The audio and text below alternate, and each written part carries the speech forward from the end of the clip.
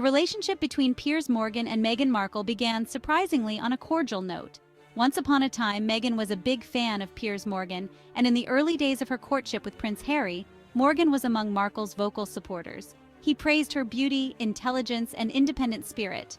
However, this seemingly amicable relationship soured quickly after Markle's engagement to Prince Harry.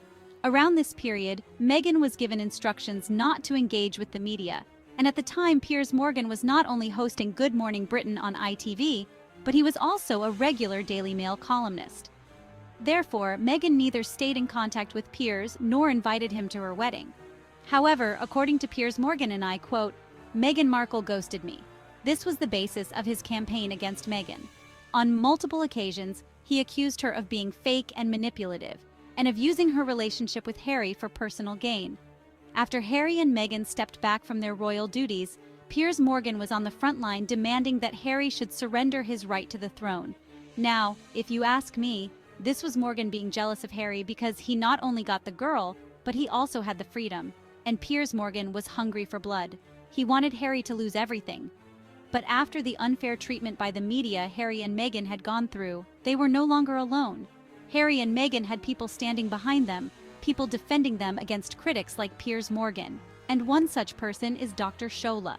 If you know Dr. Shola, you know she was created to set Piers Morgan straight. Here is what she had to say about Piers Morgan campaigning for Harry. "I don't know about you, but I agree with everything that Dr. Shola said. I will neither add nor subtract anything from her words." Now, following Harry and Meghan's explosive interview with Oprah Winfrey in 2021, Piers hit his height of bitterness. During the interview, Meghan and Harry made a series of shocking revelations about the royal family, including instances of unconscious bias and a lack of support for Meghan's mental health struggles.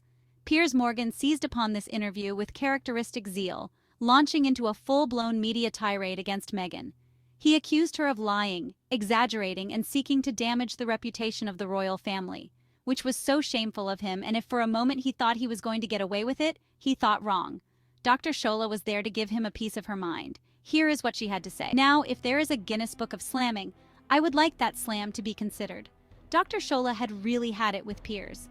And it was not just Dr. Shola. On March 9, 2021, the Good Morning Britain show received more than 41000 complaints over his statements against Meghan.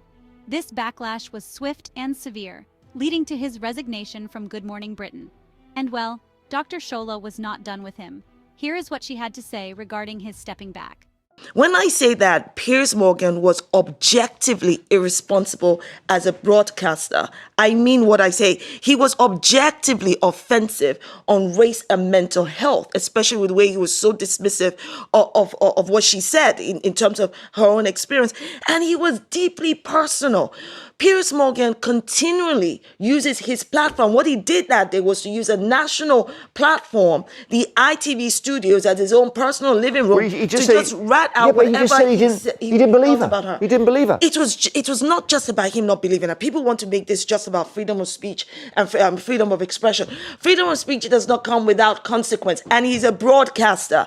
He brought his personal dislike of Meghan Markle into the debate. We're talking about his conduct. We're talking about the fact that he knew, one, that she had lost a child, right? The previous summer. She was heavily pregnant at the time. Here she is sharing her own experience about being suicidal. He uses his platform to not just say, "I don't believe her," which he can or can't believe her. That's not the point. The point is, he uses language that not only dismisses, but it derogates that kind of, that kind of experience. That is wrong. Meghan's experience with Piers Morgan highlights the double standards often faced by women, particularly women of color, in the public eye. As Dr. Shola said, while freedom of speech is paramount, the line between fair comment and malicious targeting can be easily blurred, and whatever we choose to do has consequences. And well, Piers Morgan got what he deserved, and if nothing else, the way he treated Meghan exposed his hypocrisy and lack of professionalism. I bet no one takes him seriously anymore.